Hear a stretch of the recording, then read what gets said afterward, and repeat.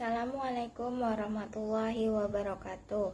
Perkenalkan, nama saya Quratul Nurulaini dari kelas 3E dengan NIM 201221163. Pertama-tama, marilah kita panjatkan puja dan puji syukur kehadirat Allah Subhanahu wa Ta'ala yang telah memberikan kita nikmat, taufik serta hidayahnya sehingga kita dapat berkumpul di tempat yang penuh berkah ini. Kedua kalinya, salawat serta salam tak lupa saya junjungan kepada Nabi Agung Muhammad SAW yang telah membawa kita dari zaman jahiliyah menuju zaman Islamiyah. Ketiga kalinya tak lupa saya ucapkan terima kasih kepada Bapak dosen yang telah memberikan saya sedikit waktu untuk berceramah. Di kesempatan ini berikan saya kesempatan untuk berceramah, membagikan ilmu mengenai pentingnya menundukkan pandangan. Ketahui, mata merupakan sahabat sekaligus penuntun bagi hati kita. Mata juga mentransfer berita-berita apa yang dilihat oleh mata menuju ke hati, sehingga membuat pikiran berkelana karenanya. Karena berpikir melihat secara bebas menjadi faktor timbulnya keinginan dalam hati, maka syariat yang Allah telah perintahkan kepada kita untuk menundukkan pandangan itu terhadap sesuatu dikhawatirkan menimbulkan akibat yang buruk. Allah Ta'ala berfirman, Qulil mu'minina yaghuddu min absarihi wa yahfazu furujahum dzalika azka lahum innallaha khabirum bima yasnaun. Yang artinya, katakanlah kepada laki-laki yang beriman, hendaklah mereka menahan pandangannya dan memelihara kemaluannya. Yang demikian itu adalah lebih suci bagi mereka. Sesungguhnya Allah Maha mengetahui apa yang mereka perbuat. Quran Surah An-Nur ayat 30. Pada suatu kesempatan Rasulullah juga berpesan kepada Ali bin Abi Thalib, "Hai Ali, jangan sampai pandangan yang satu mengikuti pandangan yang lain. Kamu hanya boleh pada pandangan pertama, adapun yang berikutnya tidak boleh."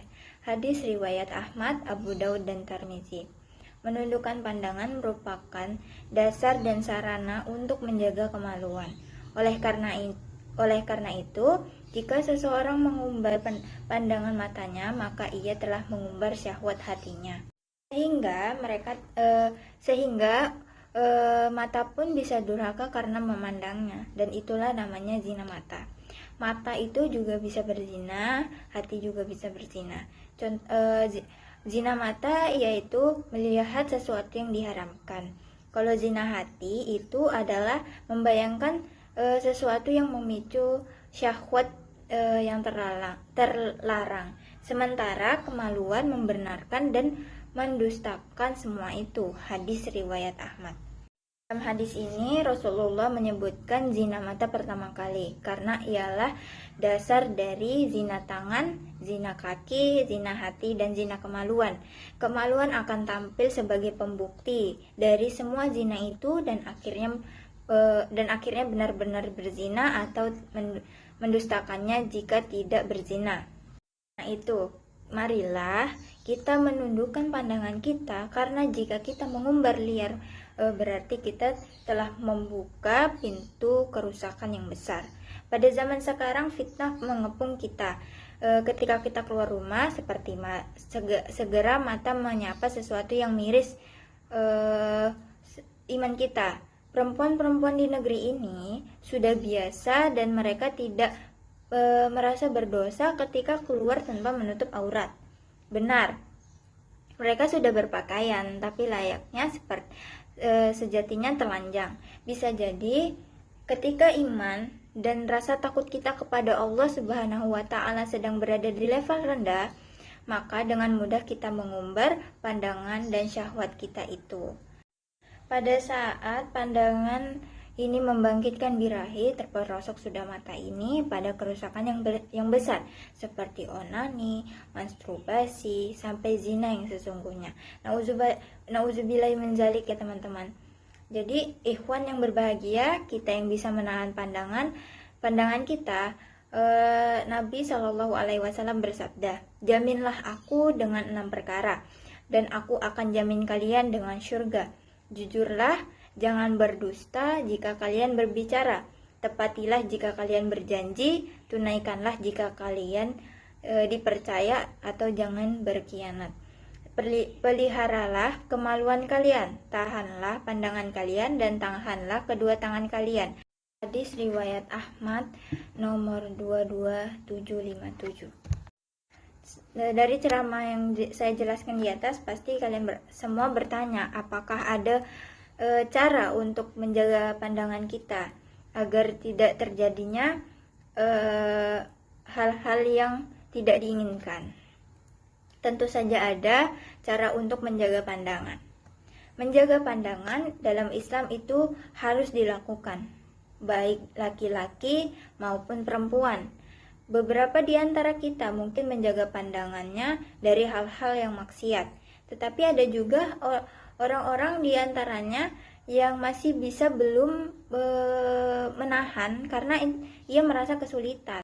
Mengapa hal tadi bisa terjadi? Hal itu terjadi karena terlalu banyak fitnah atau sesuatu yang menimbulkan maksiat dewasa ini. Saat keluar rumah, menonton TV, atau melakukan hal yang tak jarang kita menemukan hal yang merusak pandangan. Misalnya aurat wanita yang terbuka. Berikut adalah cara menjaga pandangan menurut Islam. Disimak baik-baik ya teman-teman. Menjaga pandangan menurut Islam. Disimak baik-baik ya teman-teman. Yang pertama yaitu senantiasa selalu mengingat Allah. Sebagai seorang muslim yang beriman dan bertakwa kepada Allah Subhanahu wa taala, maka manusia akan selalu senantiasa mengingat Allah dan mematuhi segala yang diperintahkan, dan termasuk menjaga pandangannya. Agar bisa menjaga pandangan dengan baik, maka ketika ia hendak melihat sesuatu yang indah namun terlarang dalam agama, maka sebaiknya ia mengingat Allah dan menundukkan pandangannya. Selain itu, perilaku yang senantiasa memahami bahwa Allah Subhanahu wa taala selalu mengawasi. Teman ingat bahwa Allah itu Maha melihat. Jangan kalian berpikir, saya sembunyi di sini, Allah tidak akan melihat. Allah akan melihat, karena apa yang kalian ucapkan, apa yang kalian lihat, apa yang kalian dengar, Allah Maha mengetahui. Karena Allah Maha sempurna. Allah Maha mengetahui apa yang ada di dunia. Kita lanjutkan yang kedua, yaitu menghindari tempat yang banyak mengandung maksiat. Ya, satu cara lain untuk menjaga pandangannya ialah dengan tidak memasuki atau menghindari tempat-tempat yang memiliki maksiat, di antaranya tempat umum di mana wanita banyak yang tidak menutup aurat atau berpakaian mini. Hal ini tentu bisa menjadi godaan terutama bagi kaum pria. Jadi untuk kalian para laki-laki dan untuk kalian para lelaki lebih baik menjaga pandangan. Dan untuk para perempuan, wanita di luar sana, sebaiknya tutuplah auratmu, karena itu sangat berbahaya bagi diri sendiri dan bagi orang lain. Ketiga yaitu mengalihkan pandangan yang tidak disengaja. Apabila seseorang tidak sengaja memandang sesuatu yang tidak baik, misalnya pandangan pada lawan jenis, maka segeralah berpaling dan tundukkan pandangan.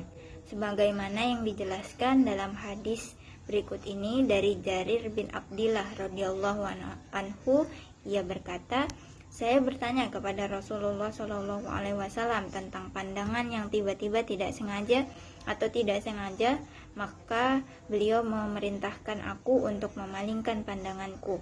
Yang keempat yaitu menikah dan berpuasa. Jika seseorang merasa sulit untuk menjaga pandangannya dan nafsu syahwatnya seringkali mengganggunya, maka sebaiknya menikah jika ia sudah mampu dan sudah cukup usia. Karena dengan menikah, seseorang akan lebih mampu menjaga pandangannya serta kemaluannya. Namun apabila ia belum mampu untuk menikah, sebaiknya rajin-rajin berpuasa sunnah, sebagaimana yang disebutkan dalam hadis berikut ini.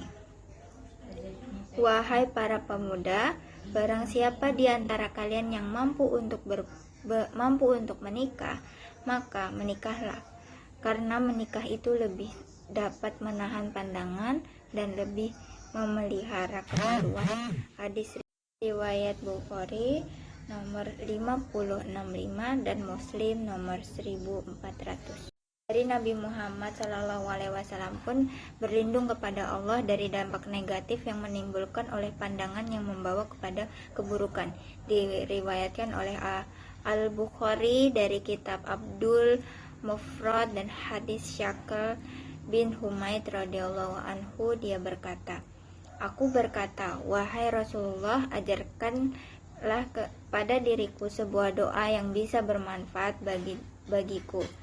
Katakanlah, ya Allah, lindungi diriku dari kejahatan pendengar, penglihatanku, lisanku, hatiku, dan juga keburukan maniku. Yang terakhir yaitu berzikir dan berdoa kepada Allah Subhanahu wa Ta'ala. Mengucapkan istighfar, berzikir dan berdoa kepada Allah juga merupakan salah satu usaha untuk menjaga pandangan dari hal-hal yang tidak diinginkan. Doa dan zikir, seseorang mendekatkan diri kepada Allah Subhanahu wa Ta'ala, dan ia yang dekat kepada Allah maka akan senantiasa menjaga pandangan dan dirinya dari dosa dan maksiat. Batas diperbolehkannya melihat aurat laki-laki atau perempuan. Untuk laki-laki yaitu di bagian atas pusar dan di bawah lutut. Hukumnya mubah selama itu tidak diikuti dengan syahwat atau tidak dikhawatirkan akan timbulnya fitnah. Rasulullah SAW sendiri pernah memberikan izin kepada Aisyah untuk menyaksikan orang-orang Habasyi yang sedang mengadakan permainan di Masjid Madinah sampai lama sekali hingga ia bosan dan pergi. Yang seperti ini ialah seorang laki-laki melihat perempuan yang tidak kepada auratnya, yaitu di bagian muka dan telapak tangan. Hukumnya mubah selama tidak diikuti dengan syahwat dan tidak dikhawatirkan menimbulkan fitnah. Aisyah meriwayatkan bahwa saudaranya yaitu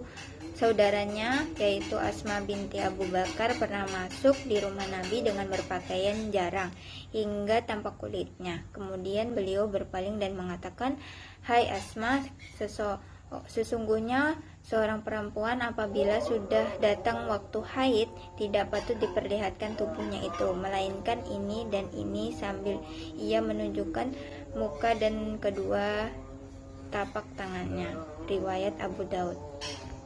Hadis ini ada kelemahan tetapi diperkuat dengan hadis-hadis lain yang memperbolehkan melihat muka dan dua tapak tangan ketika diyakini tidak akan membawa fitnah, bahwa melihat bisa bukan kepada aurat, baik kepada laki-laki maupun perempuan, selama tidak berulang dan menjurus kepada umumnya untuk kemesraan dan tidak membawa fitnah, hukumnya tetap halal.